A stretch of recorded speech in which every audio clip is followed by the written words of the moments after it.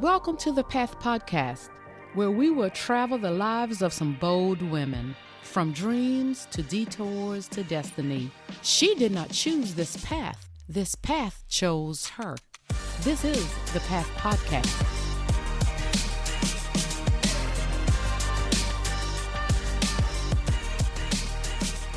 Welcome back, Path listeners, to part 2 of episode 32 with my guest, Christine Zethraus. If you are new to the podcast, please go back and listen to part 1 to get the very beginning, where Christine shared how she healed herself through deconditioning her childhood programming. As I stated in part 1, our episode could have gone in many different directions because Christine was so transparent about how she was raised, how coronavirus saved her life, which is her podcast, so check it out, about racism, and so much more. This is Christine's story. This is her path to who she is today. To give you a quick recap, we will pick back up with young Christine standing at the door with her mother on the outside and her father next to her on the inside, while threatening to blow her mother's brains out if she opened that door. I deliberately didn't say a lot of what we were going to talk about and give the details of that topic. So I was a little bit general. So you started the podcast. What is it, the basis of that podcast for you and for your guest? So the basis of the podcast is me trying to figure out why I have symptoms from coronavirus that wouldn't go away. Mm-hmm. And then I did this very powerful self-meditation where I gave myself every compliment I've ever given any person. And I just bawled my eyes out. And the next morning, 90% of my symptoms were gone. Wow. And it really made me go, huh. And so then I started looking at my emotions of frustration and unhappiness and loneliness, and starting to look at why that was and where did this come from. And for a while, I thought it was because I was just in an unhappy marriage, you know, and then I discovered it all went back to childhood. Wow. And let me tell you, that is critical right there. If everybody always thinks it's somewhat without knowing or really being intentional about what is happening, some people still will always start with, like you saying, maybe thinking it was the unhappy marriage only. And when you dig and keep digging the layers to say, okay, how was this for me? So when you say then it stemmed back from your childhood, what do you mean by that? Well, my mom and dad were only married for a couple of years. I was raised mainly by my mother, who is narcissistic, which I actually recently just figured out that's what it was. But, and then my father, who was in and out of my life, my very first memory of him, which ironically was on Thanksgiving, was of violence. I was at his house. I was about 3 or 4, and he was running around like a madman on drugs, probably with no shirt on. He just looked like an animal. And, you know, my mom and my stepdad were knocking on the door he wouldn't let me go basically from the house. And he said, if you open that door, I'm going to blow your mother's brains out. And I look over and there's a shotgun and a baseball bat next to the door. And so that was my first memory of my father and my first memory of Thanksgiving. You're kidding. And you said that was around 3 to 4 years old. 3 4 years old. And what's ironic about that is I repressed that so deeply, because for years I've always said Thanksgiving's my favorite holiday. I mean, it was shocking when that came up, because I actually purposely pulled that memory out of myself, because I knew there were things about my dad that were there when I was going through my big shift of unwinding stuff. I knew my mother, I knew all the stuff about my mom, but my dad, it was more hard to see. And so I purposely pulled that out of myself. A friend of mine had told me, like, when she gets massages, she gets all these traumatic memories that come up. And I was like, what? Yeah. And so I had someone give me a massage. And right before I said, okay, show me, universe, show me what it is about my dad. I know it's there. And as this guy is massaging me, I have started flashing back to that first memory, and I completely had forgotten about it. So he did a lot of drugs. I mean, he was abused. He was physically and emotionally abused as a child. And so he and his mother did nothing. And, he did lots of drugs and drank, and he was wild. He was totally wild. And, he was very racist, full of hate, venom. His voice was loud already, but when he was yelling and screaming, I mean, it was even scarier. So my mom mostly raised me. And so when I would go to his house every other weekend or whatever, I mean, it was scary. I mean, he would take me to places where they were doing drugs in the room for hours. And I'm like just a child in the living room, just not knowing where I'm at or what's going on. He took me to bars. So, he was very scary. I have many memories of us riding around in the car and him screaming the N-word at people. I didn't know why. I didn't even know what that word was, but I just knew that, it was disgusting and it made me feel really bad. And I didn't know why. I mean, because first of all, the venom and the way he would say it, and, so, so he was in and out of my life. And then my mother, who is narcissistic. And like I said, I didn't realize that was like the word that you call it, but I had no idea that I was in a competition with my mother. She was very manipulative. She gaslit me.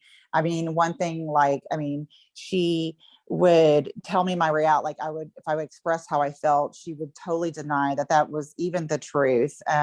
She did lots of very manipulative things. Like, when I was in high school, I had a really good male friend, and she let me have a party at the house, and she ended up seducing him and having sex with him, and a group of people and my friends walked in on them, and so the whole school knew about it. And then this is an example of her gaslighting.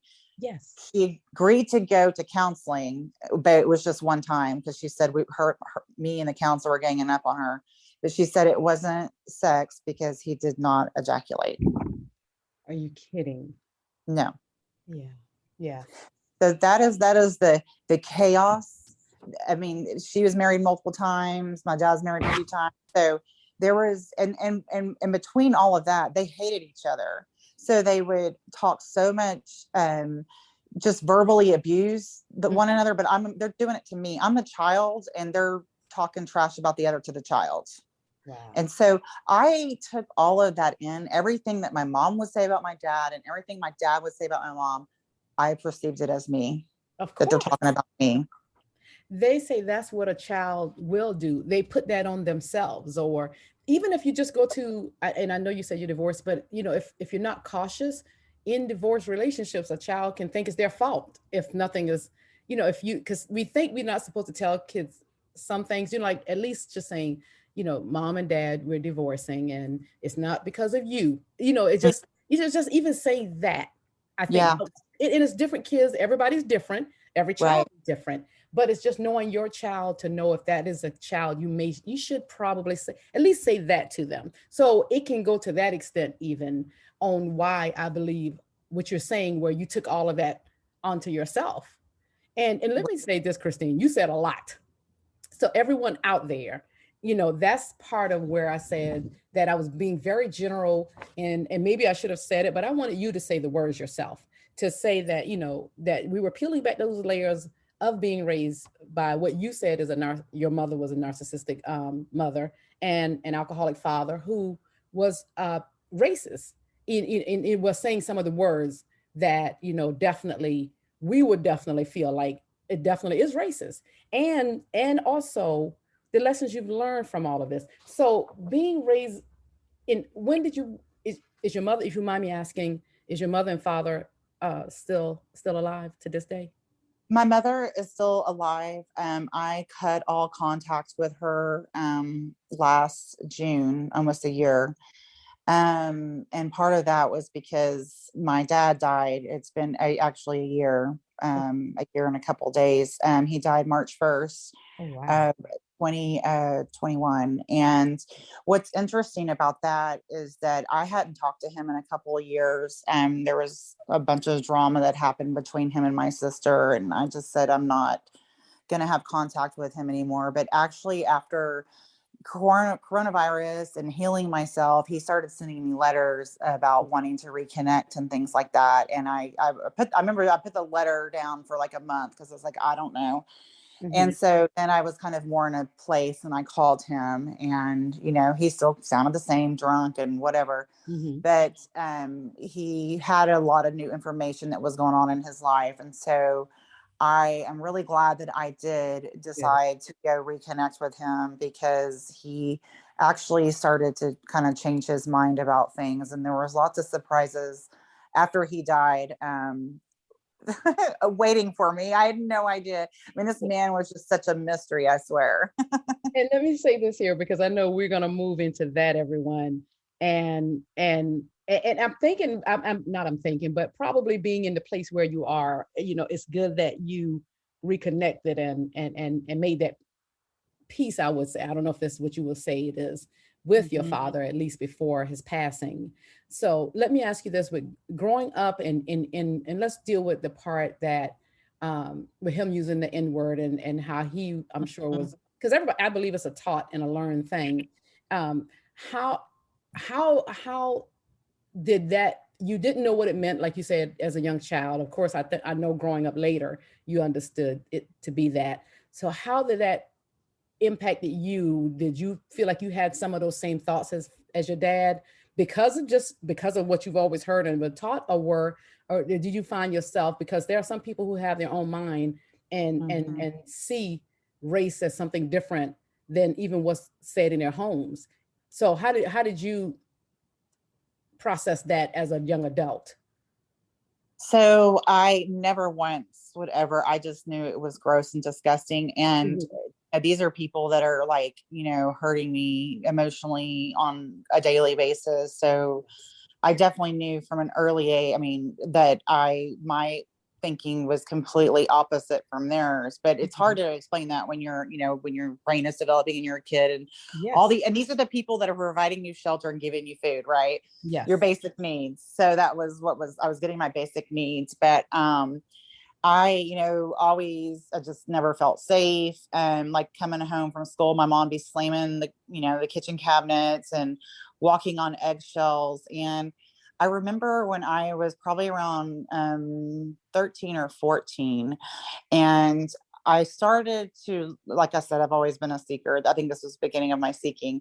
Yes. I started to look at people who were happy, like kids my age, and I Mhm. wanted to know how they were so happy. And so I started with a friend of mine, Heather, Mhm. and she was like, "Oh, come to church with me." So I started to go to church with her. But I was like, there's something about this. I don't know. These people are being really nice to me. Mhm. And then I realized there was this, I didn't think they were all being authentic. But Yes. so then my friend Kendra was like, "Oh, go to church," because she was happy. I mean, she was happy, living in an apartment with her dad, who was a preacher. Yes. And so happiness looks different for everyone. But so Yes. then she took me to her church, and it was an all Black church. Mhm. And I'll never forget it, because that's the first time I've ever felt safe and Mhm. felt love in my entire life. Mm. Wow. That's profound. You had that experience. So then so it was just different for you, of course.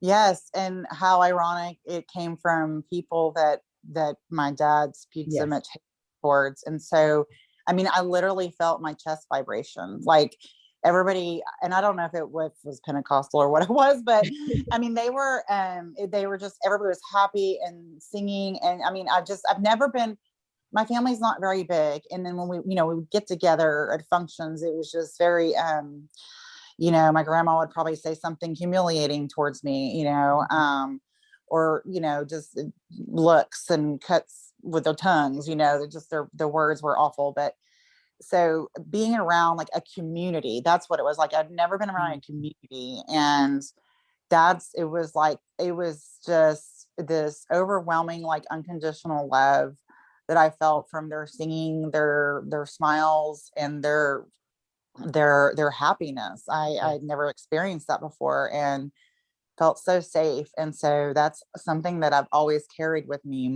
the rest of my life.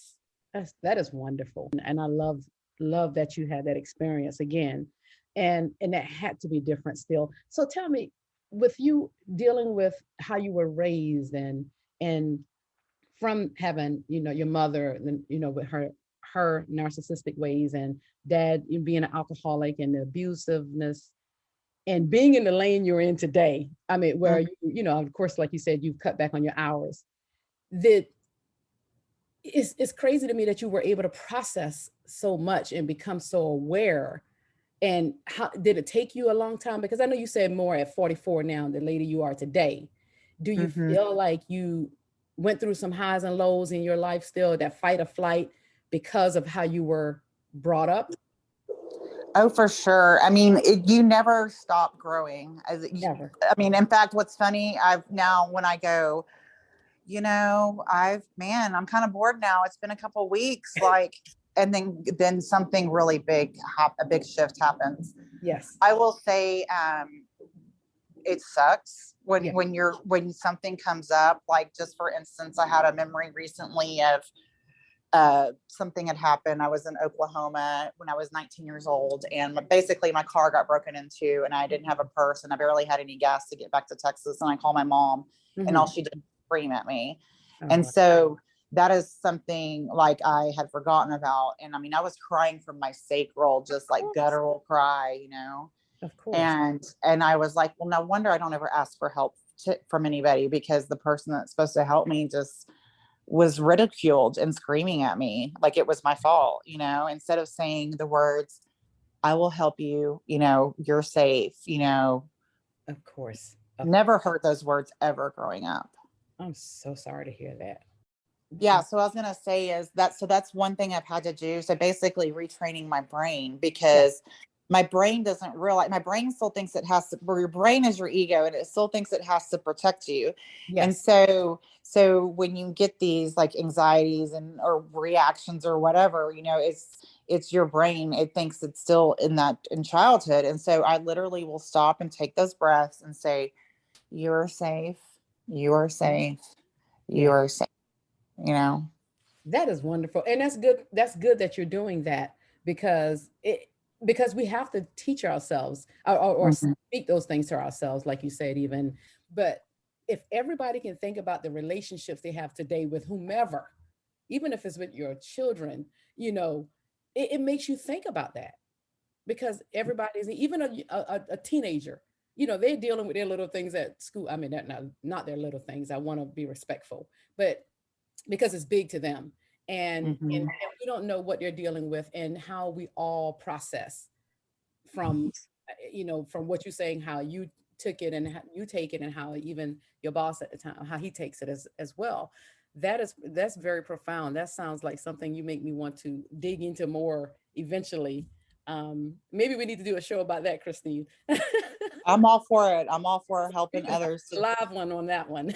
Yes, yes. I'm finding those shows that I would love to do some live things on. That plus going into again, and so we can touch on this, so we can get people to understand the side of what you're doing today, and from your childhood, and what you were taught, and everything, and what you found out even after your father passed. But there are some shows I think is critical, and having some of these questions, these hard, uncomfortable conversations about race, everyone, is something that is so needed. And finding those people you feel safe enough to have these conversations with. So let's lead into the part where you said your father unfortunately passed in March of 2021. tell me about that. You said y'all made amends, and Mm-hmm. you posted in your blog that after his death, there were some things that you found out, and we touched on it a little bit, but you found it more in detail. What were some of the things you found? Yes. So actually, right before he died, he was trying to tell me about this genealogy book, but I just was not listening. I couldn't listen to anything he said because he was such a con artist and the drugs and the alcohol and all of that. But I did actually start videotaping him because I was like, what is he saying right now? Yeah. Is he really saying this? And so I still have that on my phone. But Mm-hmm. so after he died, I found this genealogy book where it starts in the 1800s and it has, my ancestors' names I've never heard of. I was super surprised to learn that, from Louisiana and Alabama and South Carolina. Mm-hmm. But after he died, I start flipping through it because I remember him saying something about it. Mm-hmm. And as I'm looking through it, I was horrified because it has like my ancestors like wills and trusts and things that they're going to leave to their dear wife Martha, whatever the name is. Mm-hmm. And it started listing their property, like wagons and dishes and belts and things like that. Mm-hmm. And at the very end of this list, of this property list, they had a list of enslaved people that they owned with the price. And Mm-hmm. it had, wife or mother, a woman, a man, several children, and even one of the children of the enslaved people had the same name as my daughter. Oh, wow. Wow. And when you read that, what was your initial reaction, and what did you do after that? I was shocked, disgusted, and I shut the Mhm. book and I put it up. I couldn't. It was because that's not even near who I am. And Mhm. I mean, I figured out recently, like my life's theme is fighting for injustice. Yes. And that is so the most opposite. I mean, I feel like I'm heaven and that's hell. You know what I mean? Yes. And Yes. that's like devil, like dark energy. And so I closed the book and I wouldn't look at it.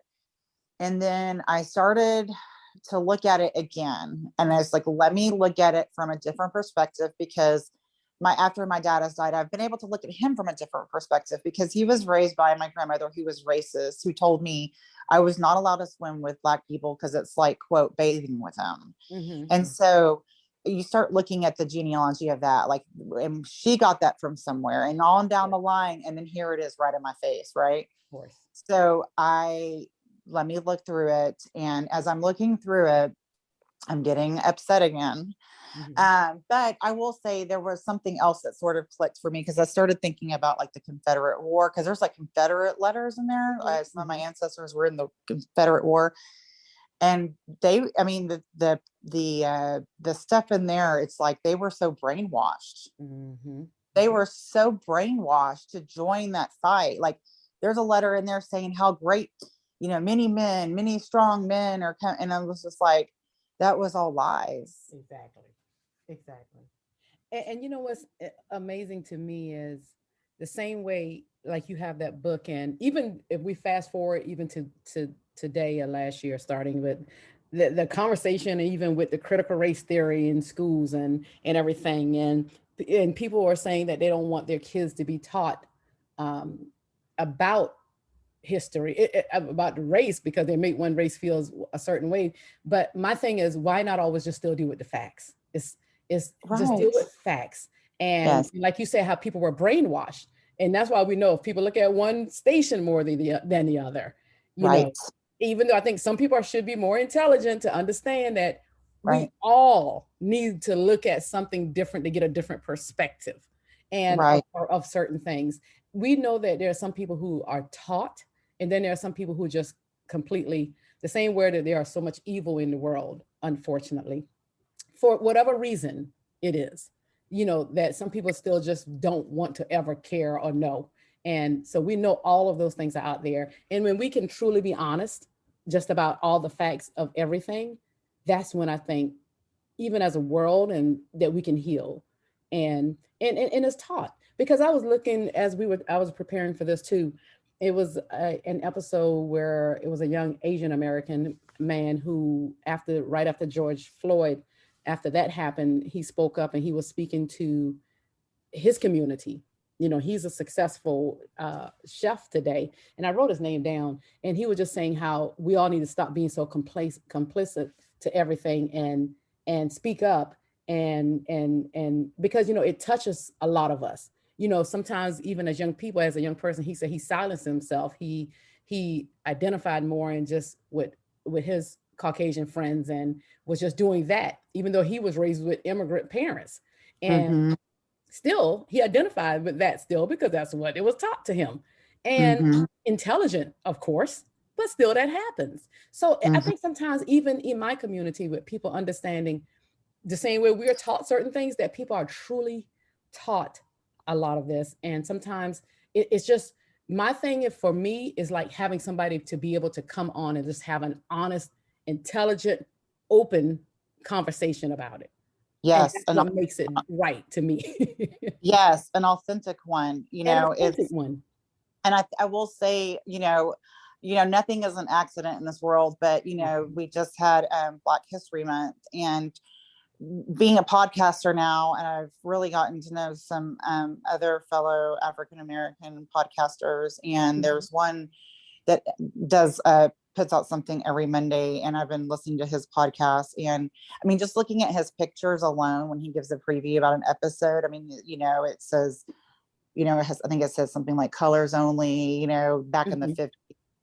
I'm like, I mean, that's ingrainment. Like that sign, that's Yes. ingrainment. Like every little thing is ingrainment. Yes. Yes. I agree. I agree. And that is something, even to see that, it just, for me, I can see what I feel, what it does for me. And even just to hear it. But you know what, still it, this is a topic that will be, I'm sure, talked about far from, even from us and our children and children. The one thing I'm glad, at least in your world right now, Christine, is I feel like you're giving your daughter a different, you're changing the narrative to her, for her. And Mm-hmm. from what you always heard, you knew it wasn't right. She has to, and even other people, they have to still have their own opinions of things, and they'll be who they are regardless of what we teach them sometimes. But you are changing that today from what you heard from your dad and your grandmother, specifically. So that's what always matters to me. At some point it changes, and seeing a person for just being a human being, just like they are. And Right. that's what I wish the world could do. And so what made you feel comfortable when you said you started talking to friends about it? Because I read something where you said that you were thankful to have friends where they made it safe to have those uncomfortable questions. And then you said it was, one of your friends said to he gave you a different perspective about that Mm-hmm. when you found the genealogy and everything. Yeah. So, growing up, I was never safe to even ask questions or speak Yeah. my truth. And so that's one gift my friends, help me with, is Mhm. me being able to ask them, uncomfortable questions. So when I was looking at that genealogy book again, a year later, I was talking to a friend of mine who is an African American male who was raised on the East Coast. And he, I mean, he's told me things like, I mean, he knows if he's going to walk into a place and he's the only Black man, all eyes are going to be on him. Yes. So he's like, I'm used to it. Mhm. But he is someone that is a leader in diversity and inclusion. He does things that helps youth and things like that. But he, as I'm going on and on about this, and telling him I'm scared around white people, Uh-huh. white people scare me. Um, he's like, you need to embrace it. And Yeah. I said, what? Mhm. Embrace? I said, you're what? Uh-huh. You need to embrace it. And it made me stop. I was like, embrace it. And so I had to really, it took me a couple of days because, he was telling me about, I don't even know, I'd never heard of the word code switching and simulating and all these things. And he was telling, this is how he embraces that he's going to walk into a store. He like owns it now, and walks in with confidence. Like he knows they're going to, so because we all have choices, right? Right. I could sit here and be disgusted and want to vomit and avoiding, don't want to look at it. Or I can come in and embrace it, which, by the way, the word embrace, I was like, does this mean I'm okay with it? And no, it does not mean that, because we have choices and how we can feel about stuff. And I think part of too is I was feeling like it was my fault. And that's just my own childhood response, childhood trauma response. And so I started like really looking at that. And because I was going to write this probably inflammatory blog post, and he stopped me. And I'm so glad he did, because it wouldn't have been about anybody else but me. Exactly. Which would have inflamed people. So I started looking at the intention. Okay, what's my intention? Because I'm not trying to get people riled up. We're already riled up. We already know. And that's the thing, is it happens, that ugly part of the history, and embrace it. And you move forward with love. I could not have said that even better. That's when it's wonderful to have someone in your life and that's what I think so many people need, regardless, even different size, to have someone who said to you, no, don't do it, and then for you to understand it that way. And because you're right, everybody's all riled up already. That wasn't needed, because I was going to save this to read to the end, but I love, just like you said, just because you embrace it doesn't mean that you agree with it. Like you had to process it to say it's not your fault. And, right. and you knew that was coming from your childhood because you were blamed for a lot of things. And you can't take responsibility for your parents. That's another thing that we always have to remember with anybody. We can't take responsibility for other people, especially our parents, and what they were taught and what they've gone through themselves. So for sake of time, I know I want to look, we will have to, I will have to invite you back so we can dig more into this topic and again, talk about how to move in a serious topic of, dealing with race, as well as understanding how you said it wasn't your fault, and making all of that make sense to people, to look back at their childhood to see maybe why they respond and react in different ways to certain things. And so for that, I wanted to go into one other thing. You and your sister I just want to touch on it. You have a podcast you're doing with your sister as well? Yes, it's called the Family Burrito Podcast. We did it after our dad died. She hadn't talked to him in like 4 years, and so she was processing a lot from that. And so, I mean, we basically started it because we were talking on the phone for like an hour, and I said, "Oh my gosh, this could be a podcast." And that's what we do. It's funny because like the first, I don't know, 6 or 7 episodes, I'm crying in almost every one. I heard that in one of them. Yeah, but now it's more like lighthearted, and you can kind of hear, you can hear the heaviness being lifted. Yes. Because talking things out, that's what people need to realize. And everybody are not talkers, but that's why I say journal it, if that's the way, just to get it out of you. Speak your truth and get it out of you. And that helps to relieve so much. We've even told some people, speak it out, write it out, and then burn it if you want to. If if that helps you. Everybody's ways of dealing with things can be different, of course. Yeah. So, there's different ways to process trauma, which is dancing, lifting weights, crying, of course, laughing. If you look at like dogs, like when they bark at another dog, you see them shake. That's them releasing the trauma.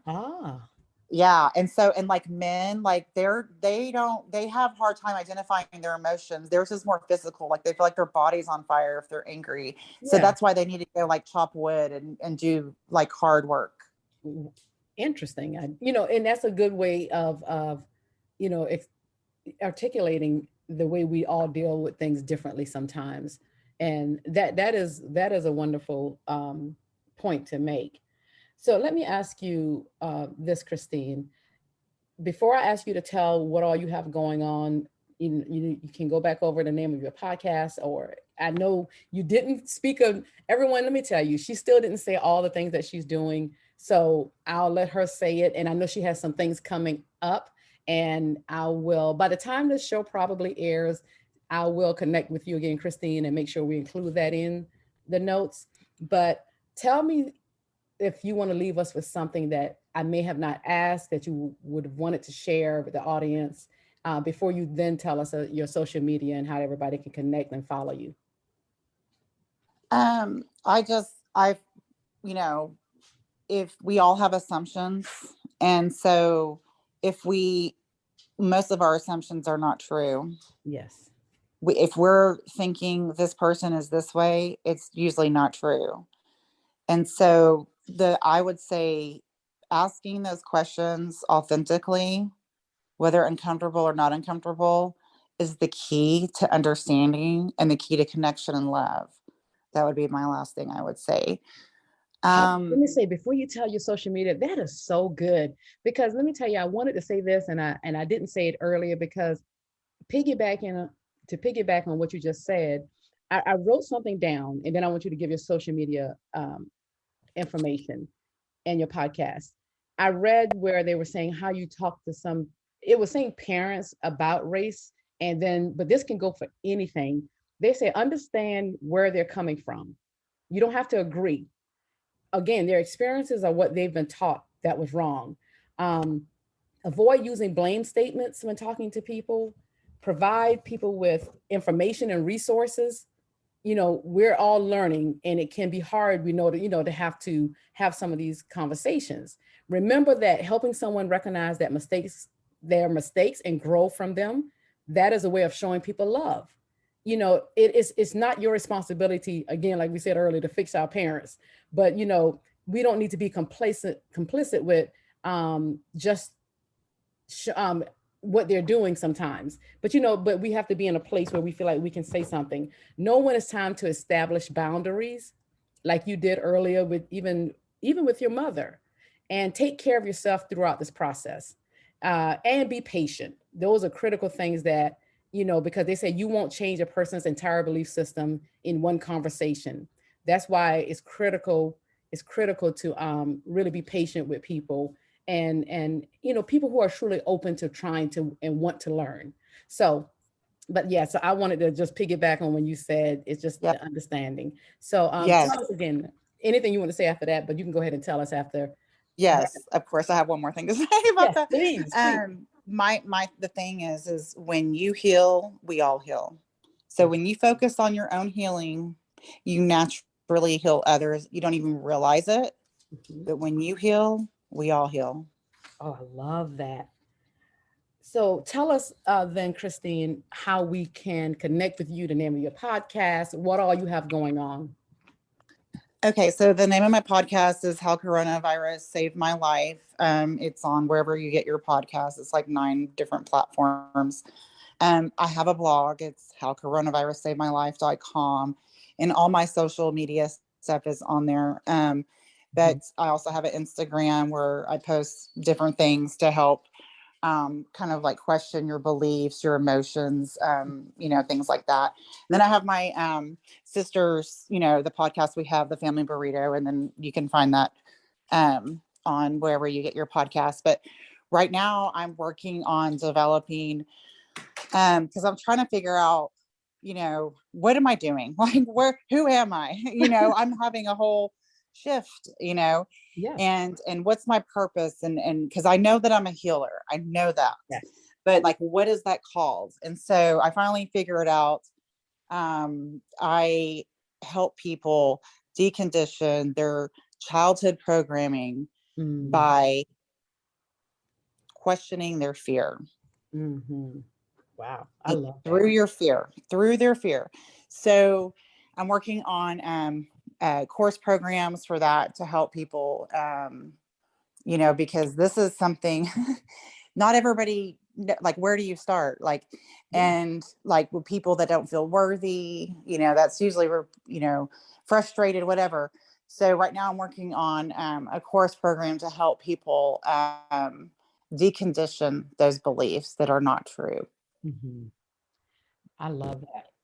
And everyone, I will put all her notes, all her information in the show notes. And and definitely that course is going to be amazing. I can see that helping so many people right there. And seem like you got it figured out. As you say, you still trying to figure it out. Yeah, yeah, yeah. You know, Finally, I actually, understand. Huh? it finally actually came together last night at like midnight. Because I was like, who am I? What am what is it? And then I actually recorded my voice, like saying that. So Wonderful. That is awesome. And I'm going to take that because someone and I, we were talking last night about writing down what we were expecting and believing. But I'm going to start recording it because again, I'm a talker, so I do better with that than just yes, been writing things sometimes. I love to hear and then speaking into the universe. I believe in yes, that, speaking it into the universe. yes, Oh, Christine, I can't thank you enough for coming on yeah, the show today. I hope we did it justice, and if not, we will. It'll make me understand more as I get to know you, and again invite you back to, like I said, maybe we can do a live show at some point. And thank you for all you're doing. Thank you for being intentional about putting what you're putting out in the universe and changing the perspective on how people see things and coming through your lenses because we need to hear all sides. And I yeah. appreciate you being so transparent as well and sharing your story with the world. Thank you so much. It was definitely a pleasure to be on your show. I will come back anytime. Thank you. Thank you. And let me tell you, I always try to end the show. It's only one sentence I need to end the show with today.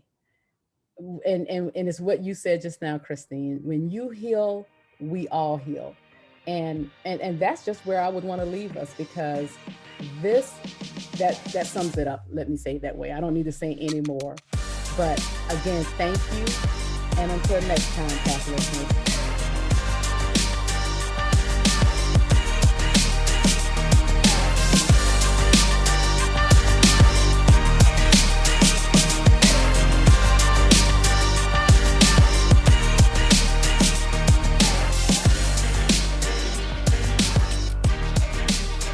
Thank you everyone for hanging with us.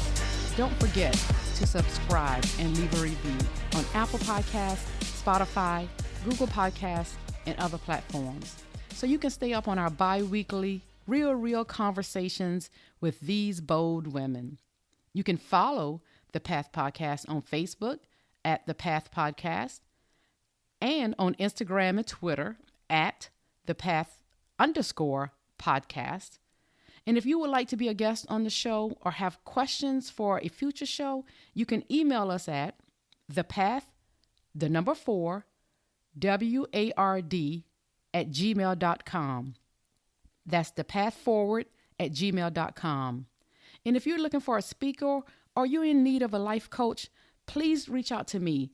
Again, at thepathforward@gmail.com or at ACKORLEH@gmail.com.